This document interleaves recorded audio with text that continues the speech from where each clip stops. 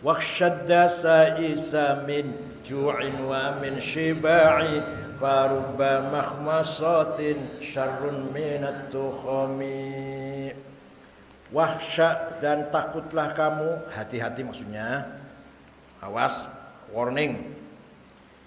Ad-dasa'isa, pembisik yang salah, pembisik apa? Pembisik yang menyesatkan. Min ju'in, dari lapar, wa min shiba'in, dan dari kenyang. Farubba makhmasatin, kadang-kadang kurus itu syarrun, lebih jelek, minat tukhami, daripada gemuk. Apa artinya? Artinya begini, kamu misalkan kurus, kering, supaya dianggap oleh orang ahli ahli riyadhah. Bener nggak itu? Ya nggak benar, supaya dapat pujian. Paham tidak? Kamu kurus kering, supaya orang mengomentari, waduh, ahli puasa ini, ahli riyadhah ini, nggak makan nasi itu selamanya itu. Makanya apa? Makanya sate. Kalau kamu kurus tapi supaya dapat pujian, itu hawa nafsu itu. Dari mana? Hawa nafsu itu, bukan lillahi ta'ala. Kalau kamu riyadhah, tiraka, sampai kurus lillahi ta'ala, itu baik. Jadi kalau kamu kurus, riyadhah, sampai kurus kering, matanya cekung, tulung rusuknya kelihatan, sampai kurus kering kayak jerangkong gitu. Tapi supaya dipuji orang, itu hawa nafsu. Awas, hati-hati. Atau wa min syiba'in, atau terlalu kenyang. Kenyang juga bahaya, terlalu kenyang itu. Karena kenyang itu memberikan, kenyang yang keterlaluan menjadikan kita malas beribadah. Karena kekenyang. Jadi kalau sahur, sedang saja sahur, padat, ya Allah. Sudah nasi satu apa itu? Satu nampan, tambahin lagi singkong, satu nampan, tambahin lagi minum satu pancin minumnya. Berapa mik ini?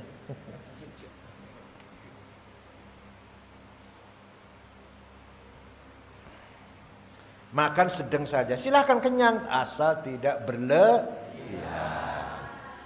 Farubba makhmasatin, kadang-kadang kurus itu syarrun, lebih jelek min syiba'in minatu khomi, daripada gemuk. Ada orang kurus, ternyata orang itu akhlaknya lebih jelek daripada orang Paham betul? Ada orang gemuk, segar, akhlaknya baik, penolong, baik dengan tetangga, baik dengan teman, dipinjamin uang gampang. Tapi bayar, nanti pinjam uang kamu nggak bayar. Tolong menolong, suka nolong, ramah, gemuk padahal. Ada lagi orang tuh kurus kering, kelihatannya ahli tirakat, ahli riyadhah, tapi kaku. Dipinjamin uang nggak boleh. Punya garam dikunci di koper. Punya garam dikunci di koper. Garam itu, apalagi sate. Bakhil, pelit, lip tip top, lip lop, kedut, apa lagi? Koreng. Bakhil, lip lop, medit, kedut, koret. Ini kucirnya depan belakang, kucir depan belakang. Itu orang bakhil tandanya. Ini sini juga. Kalau satu aja nggak apa-apa, nah, depan belakang namanya. Nah, ini bulat-bulatnya di kepala, bulat-bulatnya ini 4. Wah, itu baru bakhil itu. Ada orang gemuk, kokoh, besar, tapi baik hatinya. Ada orang kurus, kering, kelihatannya orang soleh, kelihatannya orang ibadah, tapi jelek hatinya, jelek mulutnya, jelek omongannya, suka nyaci maki, padahal kelihatannya kurus, kering, ahli tirakat. Maka farubba mahmasatin syarrun minat tukhami. Wastafrighid dam'a min 'ainin qadim tala'at minal maharimi wal zamhimyatan nadami. Wastafrigh, dan tumpahkanlah ad-dam'a, air mata, min 'ainin, dari mata, qadim tala'at, yang telah penuh si mata itu, minal maharimi, dari beberapa hal yang haram, yang diharamkan, wal zam, dan tetaplah himyatan nadami, lingkaran atau lingkungan atau lingkaran penyesalan. Sini, kamu harus tobat, harus tumpahkan air mata dari matamu. Yang mata itu sering melihat hal-hal yang minal maharimi qadim talaat, mata kamu penuh dengan barang suka ngin. Jawab, suka ngin. Ngerasa ini, merasa ini. Suka ngin. Yang gak jawab ngerasa, yang gak jawab merasa ini, yang gak jawab. Suka ngin. Wah, menjawab semua. Berarti merasa semua ini. Mata pemberian Allah. Bisa melihat pemberian Allah, bukan? Coba kayak apa kalau kita jadi orang teman saudara kita ada yang buta, gak bisa melihat, ya Allah. Tapi ada yang hafal Quran. Ada yang bilang, heran ya orang buta hafal Quran. Yang buta jawab, saya juga heran, melek kok gak hafal Quran. Paham tidak? Paham tidak? Banyak orang buta hafal Quran. Ada yang ngomong, heran saya orang buta kok hafal Quran. Yang butanya jawab, saya juga heran, melek kok gak hafal Quran. Saya yang buta aja hafal Quran, apalagi yang melek sebenarnya, kan gitu. Tapi kamu yang diberi penglihatan yang berharga itu tidak kamu gunakan untuk hal yang baik, untuk membaca Quran, baca kitab, baca buku, belajar, memandang hal-hal yang indah, malah untuk memandang hal-hal yang lihat film por. Jawab, kalau nggak jawab merasa ini, lihat film por. Merasa semua ini, Masya Allah. Dosa nggak itu? Ayo tobat. Wastafrihid dam'a. Curahkanlah air mata min qadim talaat, air mata yang telah penuh minal maharim, dengan hal-hal yang diharamkan. Itu kalau secara ahli fikih. Kalau secara ahli tasawuf, bukan hanya melihat barang haram, selalu melihat selain Allah, memperhatikan selain Allah, itu sudah dosa itu. Jadi sehari semalam itu yang paling banyak mata itu untuk melihat selain Allah, itu dosa. Yang melihat Allah hanya sedikit, yang melihat ayat-ayat Allah. Sebenarnya yang perbanyak melihat ayat-ayat Allah. Itu. Ini menurut orang sufi. Tapi udahlah, nggak usah sufi lah, ini aja yang fakihnya fakih. Melihat barang haram, tinggalkan itu. Dosa itu. Sehari semalam harus bersih dari melihat barang haram matanya itu. Sayang matanya dari pemberian dari Allah yang luar biasa itu. Walzam himyatan nadam, dan haruslah tetap kamu menyesal, karena menyesal itu salah satu syaratnya tobat. Oh, saya tobat nggak lagi-lagi, tapi nggak menyesal, mau lagi ngulangi lagi. Yang namanya tobat itu harus satu menyesal, kedua tidak akan mengulangi lagi, ketiga apa? Meninggalkannya kalau sedang melakukan, tinggalkan cepat, diputus kalau sedang melakukan. Yang keempat, kalau memang itu hak adami, mengembalikan miliknya orang lah. Itu syaratnya tobat ada 4, rukunnya tobat ada 4. Menyesal, menghentikan perilaku yang sedang dilakukan yang bertentangan dengan syariat Islam. Yang ketiga, tidak akan mengulangi lagi. Yang keempat, kalau memang itu hak adami, dikembali walaupun 1 rupiah. Kembalikan enggak kamu? Kamu kalau ngambil uangnya teman 1 rupiah, kembalikan enggak? Kembalikan? Harus dikembalikan. Walaupun 1 rupiah. Kecuali kalau ridho. Nah, orang yang menyesal itu berarti orang taubat. Taubat itu kalau sudah taubat orang yakin bersih dari dosanya. Harus yakin. Kalau kamu astagfirullahaladzim, ya Allah, nggak akan lagi saya ulangi perilaku ini. Kamu harus yakin bahwa tobatmu didengar. Jangan, Tuhan dengar nggak ya, terima nggak ya tobat saya, mengkabulkan nggak ya permintaan maaf saya. Jangan, itu nanti malah dosa lagi kamu. Dikira Tuhan pelit banget apa? Gak seperti kamu, Tuhan itu kalau kamu dimintain maaf kadang-kadang sulit kan, kalau punya salah. Gak usah maaf-maafan, gak ada maaf. Tunggu tanggal mainnya. Main film apa? Gak ada maaf, tunggu tanggal mainnya. Tunggu pembalasan. Kalau Allah, kalau kamu minta maaf pasti memaaf. Jadi kalau kamu tobat betul-betul punya dosa, astagfirullahaladzim, atau kamu nasihati orang tua kamu lah, ayah, kalau ayah punya dosa, ayo bertaubat. Dan kalau taubat itu harus yakin Allah mengampuni. Kalau ragu-ragu, Allah ngampuni apa enggak ya? Atau begini, ada teman taubat, astagfirullahaladzim, kamu enggak, Tuhan enggak akan ngampuni kamu. Itu dosa itu. Tuhan mana mungkin ngampuni dosa kamu, banyak itu dosanya. Enggak, dosa lagi itu kamu itu. Jadi tidak boleh kita menganggap Tuhan tidak mengampuni. Wala tai'asu mir rauhillah, innahu la yai'asu mir rauhillah illal qaumul kafirun. Kamu jangan putus dari rahmatnya Allah. Barang siapa yang memutuskan rahmat Allah termasuk orang kafir. Tobat kamu gak dengar oleh Allah, tobat. Kamu tobat apa? Jangan, kalau teman tobat jangan digitukan. Kalau teman lagi sok rajin sholat, waduh sok rajin, jangan gitu, jangan. Kalau ada teman lagi sholat sunnah, lagi sholat tahajud, waduh sok sholat ini, sok rajin ini, gitu nggak kamu? Rajin amat sih, mau surga besok apa? Jangan ya, jangan. Syukur-syukur kita juga rajin, lihat teman tahajud, kita tahajud, lihat teman baca Quran, kita baca Quran, jangan malah mencibir teman lagi baca Quran, teman lagi taubat, kita juga dan taubat yang paling mustajab itu taubat di sebelahnya Rasulullah, di depan Rasulullah itu taubat yang pasti dimaafkan. Walau annahum idzalamu anfusahum ja'uka fastaghfirullaha wastaghfara lahumur rasul lawajadullaha tawwabar rahima.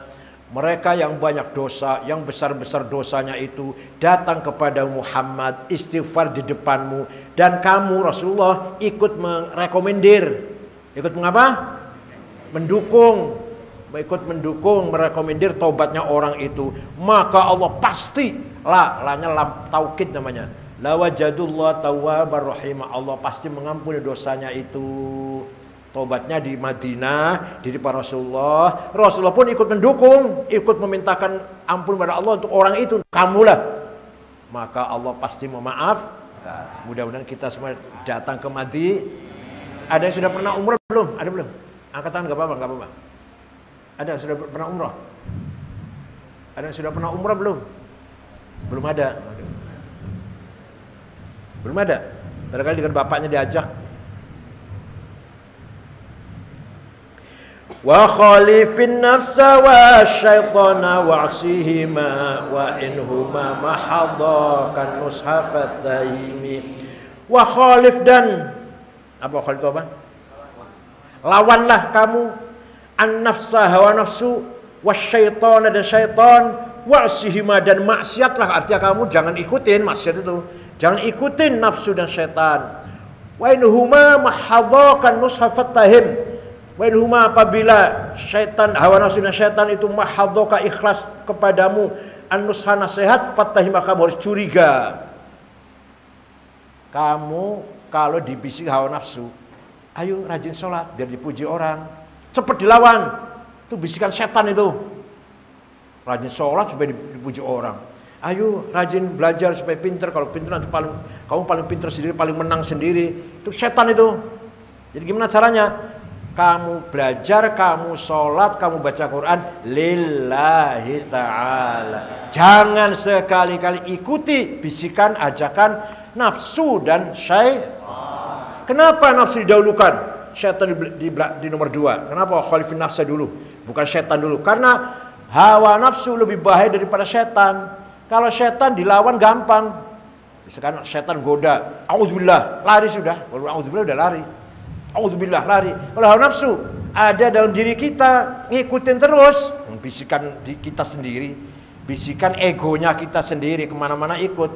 Di masjid, di kamar, lagi ngaji, lagi sholat, ikut terus nafsu itu. Makanya ngelawan hawa nafsu itu sulit. Beda dengan lawan setan. Lawan setan digoda, auzubillah, lari sudah. Baru kamu baca auzubillah minasyaitonir rajim, udah lari setan itu. Tapi hawa nafsu enggak. Karena selalu ada dalam diri kita sendiri.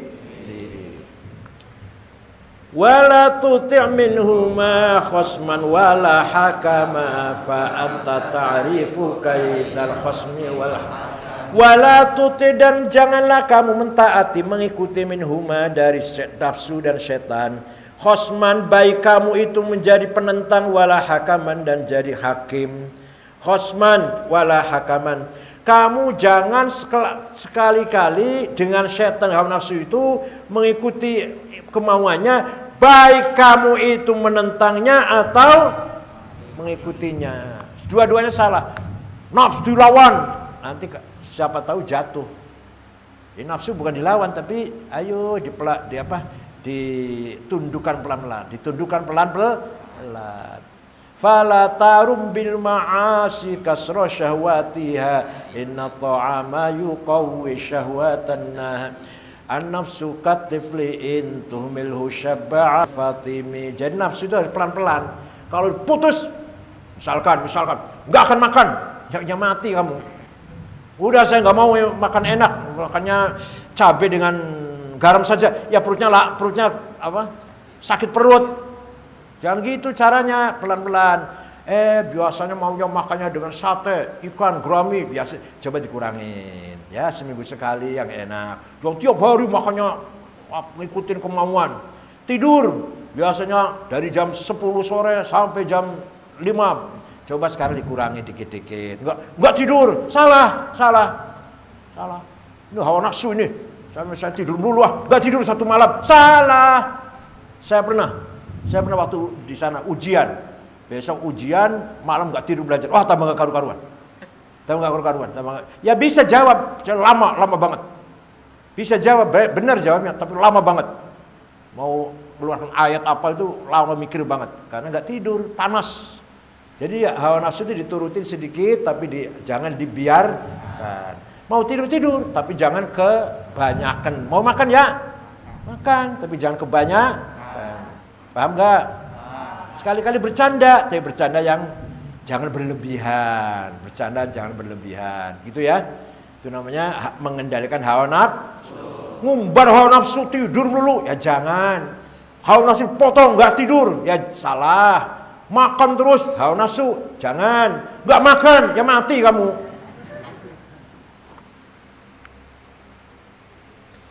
Baik kamu lawan atau kamu ikutin, jangan. Fa anta ta'rif, karena kamu tahu kaidal khosmi, tipu dayanya lawan, wal hakami dan hakam. Karena kamu tahu kan tipu dayanya lawan itu. Astaghfirullah min qaulin bila amali. Aqad nasabtu bihi naslan lidhi hukumi. Astaghfirullah, ini Syekh Muhammad Al-Busiri merasa coba seperti ini. Apalagi astaghfirullah, saya minta ampun kepada Allah min qaulin, dari ucapan bila amal tanpa amal. Ngomong enak, ceramah lancar, pidato saudara-saudara. Jadi dia sendiri kelakuannya jelek. Mari kita tingkatkan masalah kita, takwa kepada Allah di bulan suci Ramadan ini, syahrul maghfirah wa syahrul rahmah. Mari kita baca Quran. Dia sendiri enggak pernah baca Quran tuh. Saudara-saudara umat Islam berbahagia rahimakumullah, yang dirahmati oleh Allah. Di bulan suci Ramadan ini syahrul rahmah. Mari kita tingkat kasih sayang kita. Dia sendiri pelitnya setengah mati. Namanya ngomong tanpa doa.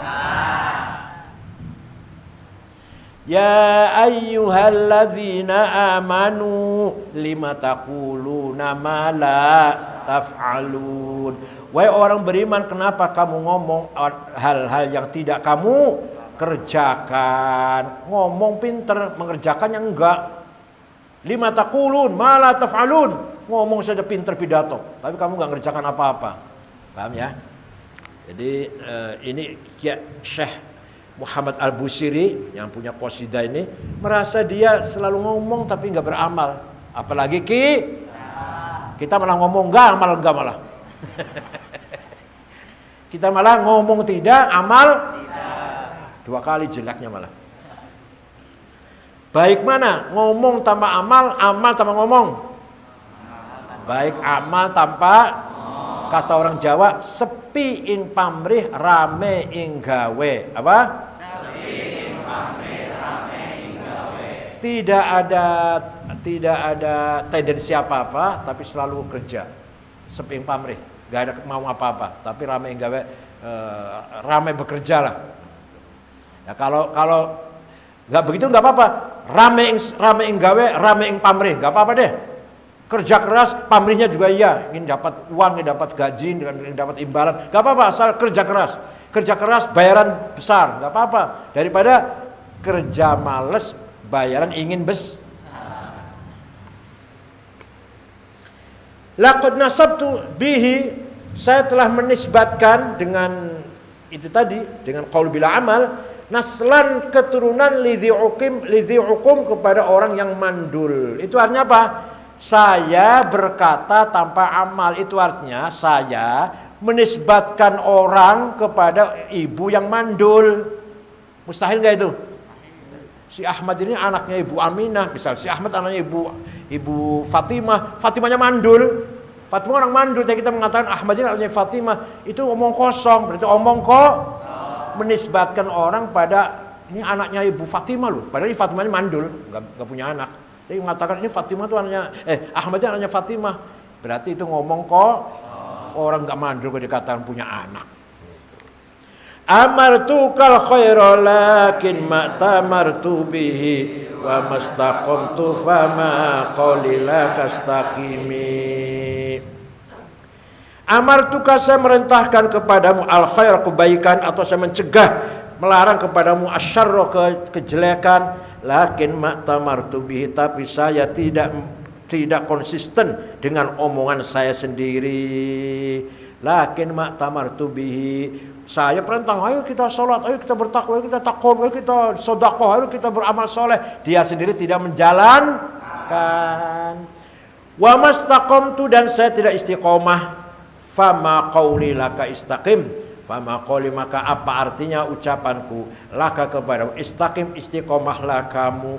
Jadi apa artinya saya mengatakan ayo kita istiqomah, ayo kita jangan bosan-bosan, ibadah terus, jangan pernah bolong-bolong, jangan pernah kendor, tiap hari baca Quran, tiap hari sholat, jangan bolong, baca Quran, bertakwa. Dia sendiri tidak pernah bertakwa. Itu namanya apa artinya omongan istaqim? Istaqim, istiqomahlah kamu. Ada artinya enggak itu? Ada artinya tidak? Enggak paham, enggak paham ya? Enggak paham. Ada orang ngomong istiqomah, mari istiqomah, continue. Jangan sekarang bagus, besok jelek, nanti besok bagus lagi, nanti besok malas, nanti besoknya sholat, besok lagi tidak. Misalkan hari ini baca Quran, besok gak baca Quran, namanya tidak istiqomah. Jangan, istiqomah terus, baca Quran tiap hari yang istiqomah, continue. Dia sendiri tidak. Maka apa artinya kata-kata istaqim? Gak ada arti omong kok, pepesan kok, bualan kok, gedabrus, apa namanya?